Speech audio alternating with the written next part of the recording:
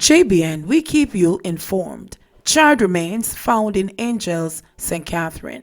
The police are reporting that child remains, believed to be that of a human, was found at Avon Park in Angels, St. Catherine. The Spanish Town Police report that about 4:40 p.m. on Monday, residents found the skeletal remains and summoned them. Upon their arrival, the remains were seen scattered at the scene. The scene was processed and the remains were moved to the morgue. Cops hold parent for busting teacher's face. The parent who attacked a teacher at Dumfries Primary School in St. James last Thursday is now in police custody but has not yet been charged. The attack on the teacher resulted in her being hospitalized for 2 days with injuries to her face. According to reports, the parent stormed into the school requesting to speak to the principal because he was not pleased that his child's homework was not marked by her class teacher. An argument developed with the teacher, Anisha McFarlane, who was allegedly struck several times, resulting in bruises and cuts to her face. Principal John William Montague, who was not on the compound at the time of the incident, condemned the abuse of the teacher, but also expressed surprise that the attack was carried out by someone who was held in high esteem by the school. Last Wednesday, one of my teachers could not make it to classes, so the grade 5 teacher who was attacked had to fill in and is substituted with an overpacked classroom, the principal said yesterday.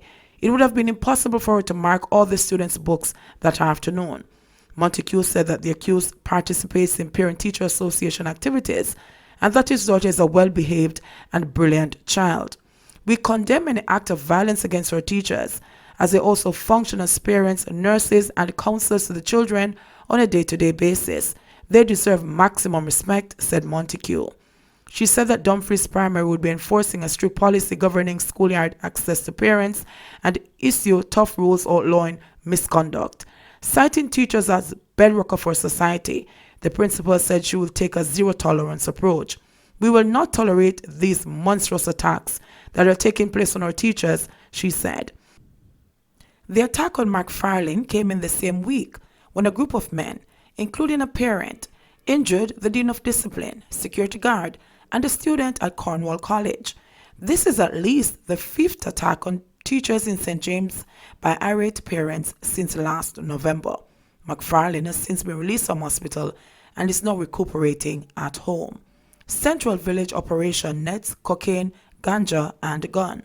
4 men were arrested on Sunday, following a joint police-military operation in Central Village, St. Catherine. According to the police, a homemade gun and several assorted rounds of ammunition and illicit drugs were seized during the operation. Lawmen said that between the hours of 10 a.m. and 3 p.m., the security forces seized the following items: 35 parcels of cocaine, 1.5 pounds of ganja, 1 homemade gun, 51 9mm rounds, 1 5.56 cartridge, 1 7.62 cartridge. The police are withholding the identities of the men who were taken into custody. Driver's assistant in Villa Road primary explosion dies. The driver's assistant, who was severely burnt following an explosion during a routine cooking gas refilling at the Villa Road Primary School in Manchester last Monday, has succumbed to his injuries. Nemoy Cross, 36, of a Kingston address, died on Sunday at the Kingston Public Hospital, where he had been transferred from the Mandeville Regional Hospital on the day of the incident. Cross was among 5 persons who were injured. According to the chairman of the school board, Trevor Avon, the other victims, which include the driver of the service truck and the 3 workers at the canteen, are still in hospital but are recovering well. Avon said classes resumed at the institution last week Thursday, and repairs and recertification of the canteen have been completed and the temporary workers employed. It was reported that at approximately 9:30 a.m. on the day in question, the cooking gas supplier was refilling gas tanks for the cafeteria when a leak was detected. Soon after, there was an explosion injuring the 5 people and the damaging sections of the roof and floor of the cafeteria. Monique police seeking to identify a suspected elderly hit and run victim. The Monique police in St. Anne are seeking the public's assistance to identify a body that was found on the north-south highway on Sunday. The police say the man is suspected to be a victim of a hit and run. It is reported that about 5 a.m. the body of a man believed to be in the 70s, clad in a red striped shirt and a pair of blue jeans, was found lying on the roadway. The police were alerted, and upon their arrival, it appeared that the man had been hit by a motor vehicle. He was taken to the hospital, where he was pronounced dead. Anyone with information that can assist investigators is being asked to contact the Monique Police at 876-973-0451, Police 119 emergency number, or the nearest police station. Westmoreland man charged with illegal possession of gun and ammunition. The police in Westmoreland charged a man in relation to the seizure of a gun and ammunition on Hudson Street on Monday. He is 32-year-old Dwayne McKitty, otherwise called Raga, of Hudson Street, Savlamar.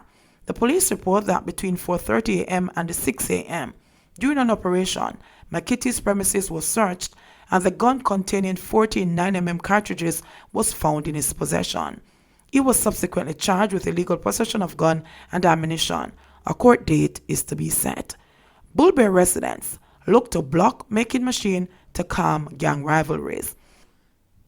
Residents of warring sections of Bull Bay and St. Andrew are hoping the completion of a multi-million-dollar block making machine from Caribbean Cement Company Ltd, CCCL, will help bolster peace in the area ravaged by gang rivalries since last year. Assembly of the machine and its housing in 10 Mile Square started in 2018, but it was finally unveiled following a ceremony there last Thursday. Dozens of persons have been murdered over the past 2 years, and the residents are optimistic that the machine will bring renewed peace, unity, and economic stability, elements they say are essential to cooling gang rivalries in Bull Bay. It is a very important project because the community really needs the zinc fences them to come down. That is the first thing. It is a lot of shot of fire about in the place. Man a passed on the whole heap of thing, said Milton Stewart, one of 18 residents who graduated Thursday from a block making training program. Me not hide and tell you, the place not pretty, cause the little youth them now here, he continued. But we need the unity, we need the peace. This war thing not nice. Stewart's niece was shot in the hip when gunmen chased and fired at each other during a birthday party for his younger sister on December 30 last year. She get it in her hip and it fly through her, and it's a man, a shoot after man, and I run through people yard, that's the place I run, he explained. With this now, people who are interested in work, them can't get little work, and at the same time, we can get some of the zinc fence them. I think it will unite the people on some level, because it's not every man is going to want to come up and stand up in the sun and mix concrete and them things there, he explained.